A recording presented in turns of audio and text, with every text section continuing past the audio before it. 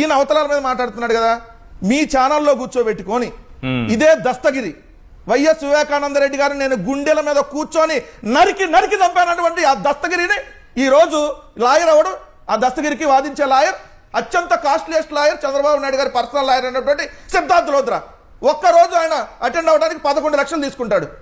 మరి ఈ కిల్లర్కి 11 లక్షలు ఎవరిచ్చారు వాదించడానికి? ఇదే దస్తగిరికి లాయర్ సిద్ధార్థ్ లోద్రా. ఏదైతే వైఎస్ వివేకానంద రెడ్డి కూతురు సునీత తరపున వాదించేది సిద్ధార్థ్ లోద్రా. సంపినాడు తరపున ఎవరు చంపారో తేల్చమంటున్న తరపున వాదించేవాడు ఒకలే లాయర్. ఈ భూ ప్రపంచంలో నాకు తెలిసి ఏ రాష్ట్రంలో ఏ దేశంలో ఇట్లాంటి కేసు ఉండదు. ఇదే లాయర్ ఎవరు? ఆంధ్రప్రదేశ్ ప్రభుత్వంలో చంద్రబాబు నాయుడు తరపున లాయరు, పర్సనల్ గా చంద్రబాబు నాయుడు తరపున కేసులు వాదించే లాయరు. మరి సిద్ధార్థ్ లోద్రా, నర్రెడ్డి సునీత, దస్తగిరి, చంద్రబాబు ఈ నలుగురికి లింక్ ఎక్కడుంది? ఈ లింక్ ఎక్కడ కనెక్ట్ అయ్యి ఎట్లా వచ్చింది? మరి వివేకానంద రెడ్డి గారి హత్య కేసుకి చంద్రబాబు నాయుడికి సంబంధం లేకపోతే దస్తగిరి తరపున మీ లాయర్ ఎందుకు వాదిస్తున్నాడు? సునీత గారు మీ హస్తం లేకపోతే, మీరు మీ నర్రెడ్డి రాజశేఖర రెడ్డి హస్తం లేకపోతే దస్తగిరి అనేవాడు బయట తిరుగుతూ ఉంటే అతను బెయిల్ రద్దు చేయమని చెప్పి ఒక్కరోజు కూడా ఎందుకు మీరు కోరలేదమ్మా? గొప్ప కూతురా నేను అడుగుతున్నా. గొప్ప కూతురు కదేమా ఈ గొప్ప కూతురు. మరి తన తండ్రిని కిరాతంగా చంపినటువంటి దుర్మార్గుడిని బయట సెటిల్మెంట్లు చేస్తా ఉంటే చెయ్యి దస్తగిరి, ఇంకా బాగా సెటిల్మెంట్లు చేయి. నీ తరపున కూడా నా సిద్ధార్థ్ లోద్రా వచ్చి వాదిస్తాడులే, ఇద్దరికి కలిపి. ఇదే మరి ఎవరిది ఈరోజు నారా గొడ్డలి పోటు ఎవరెవరి మీదకి ప్రయోగిస్తున్నాడో అర్థం కావట్లేదా? రెండు, ఇందాక చాలా మంచి పాయింట్ చెప్పారు మదన్న. ఏదైతే ఇప్పుడు ఈ అమరావతి కాంట్రాక్టుల గురించి ఖచ్చితంగా మనం డిస్కస్ చేయాలి. కాబట్టి మామూలుగా మీరు హోటల్కి వెళ్తే ఏంటి, దోశ ఆర్డర్ చేస్తారు. ఒక ఆనియన్ దోశ ఆర్డర్ చేశారు అనుకోండి, ఆనియన్ దోశకి ఒక 60 రూపాయలు 70 రూపాయలు ఉండి మీరు ఆనియన్ దోశ కింద తీసుకుంటారు. అదే onion dosa heading onion dosa కొనాలి అంటే అక్కడ బోర్డులో 500 పెట్టారు అనుకోండి, మీరు ఆనియన్ దోశ కొంటారా?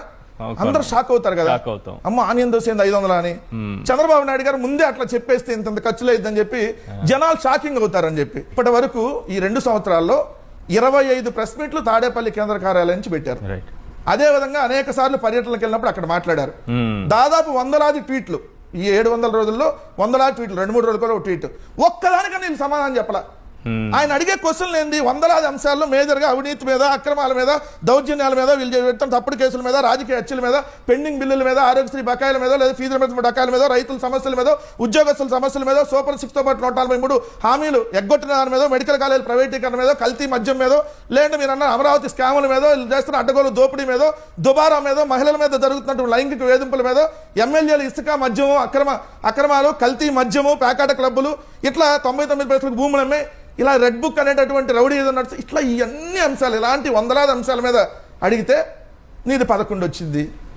నీకు పులివెందులు ఎమ్మెల్యే నువ్వు, అరే పులివెందులు ఎమ్మెల్యే అయితే నీకేంది, 11 వస్తే నీకేంది? మేము అడిగిన దానికి సమాధానం చెప్పు. 164 మంది ఉన్నారు కదా, 3 రాజకీయ పార్టీలు కలిపి మందగా ఉన్నారు కదా, మరి 10 మంది ఒక్కరు సమాధానం చెప్పరు ఎందుకు? మేము అడుగుతున్నది మందన సమాధానం చెప్పని. రైట్. మరి అడగకుండా వ్యక్తిగత దాడులు వ్యక్తిగతంగా మాట్లాడతారు ఎందుకు? రైట్.